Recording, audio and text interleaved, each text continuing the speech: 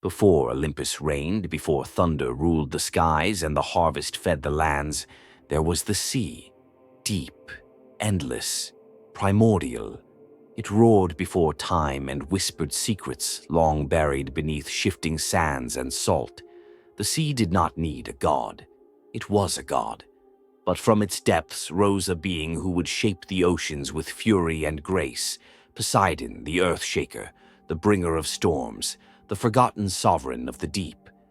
In the modern retelling of myths, Poseidon's image has often been eclipsed by his brother Zeus, lord of the sky, or romanticized in tales of Atlantis. But the truth, buried in the abyssal archives of myth, is far more potent. His power, once rivaling even the gods of the stars, held dominion over the rawest elements of creation. This is his true story. The Titanomachy, the great war between the Titans and Olympians, was more than a battle of might. It was a war of ideologies. Cronus, the devourer of time, sought to preserve the old order, while his children, hidden in secret, trained in shadows to shatter it. When Rhea smuggled her newborn Poseidon away from Cronus's jaws, she cast his fate into the churning sea. There, Poseidon was raised not among mortals nor gods, but by the divine sea spirits, Tethys and the eldest Oceanids. They taught him to listen, not speak, to feel the tremble of tectonic shifts, to command not with thunder, but with pressure and pull. From this silent tutelage, Poseidon's soul bonded with the sea, its rage, its calm, its vast memory. When the final battle of the Titanomachy echoed through the cosmos, Poseidon emerged not as a warrior of Olympus, but as a force of nature. With his trident, crafted by the elder Cyclopes, he split mountains, summoned tidal waves, and shattered the defenses of Mount Othrys. Zeus may have led the charge, but it was Poseidon who broke the Titans' walls. After the Titans were chained in Tartarus, the three sons of Cronus, Zeus, Poseidon, and Hades, cast lots for dominion over the world. Zeus claimed the skies, Hades took the underworld, and Poseidon drew the oceans. But this division was no act of fate. It was a pact, a promise sealed in ambrosial blood. A silent understanding. Poseidon's realm was not merely the oceans. It included every lake, river, stream, and drop of moisture coursing through the veins of Gaia.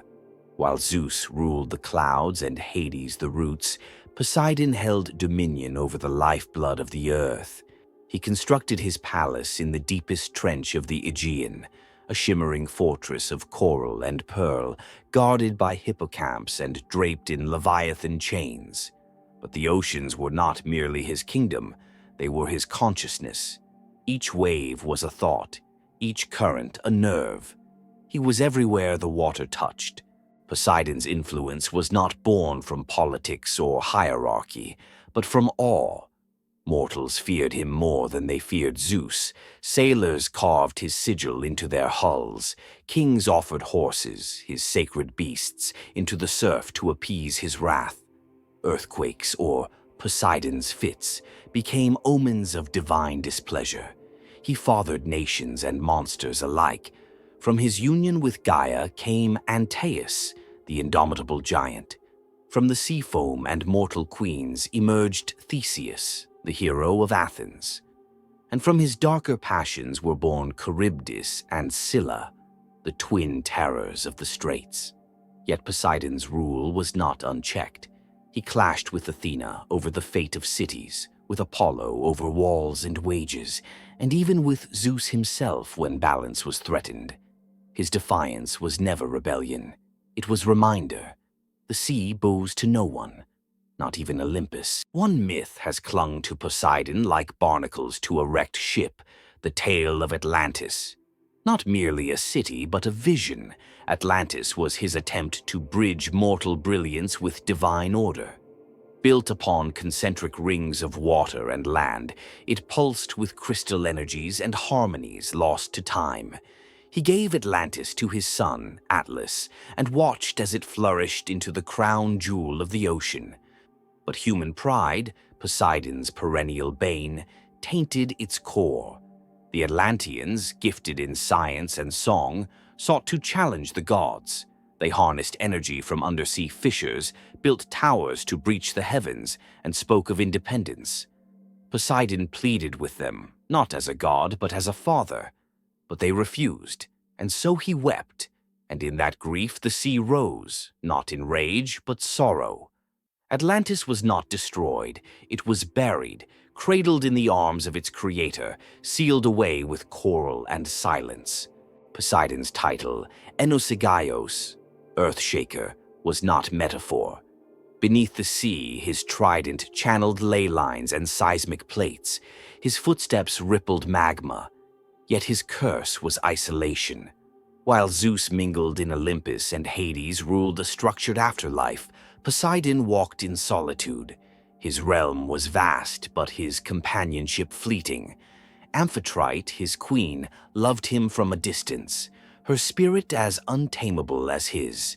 His children, divine and monstrous, were echoes of his fragmented soul. This isolation bred both wisdom and wrath. He would rescue Odysseus from drowning, then torment him for pride. He would bless a kingdom with rain, then drown it for arrogance. Poseidon's morality was not human, it was tidal, cyclical, inevitable, unforgiving. In the final age of myth, as the gods withdrew from the mortal plane, Poseidon's presence faded, not from weakness, but from choice. Humanity no longer feared the sea. They conquered it with steel hulls and sonar. They no longer prayed, they plundered. But the ocean remembers. Beneath Mariana, his palace still glows. In deep sea vents, his breath stirs life.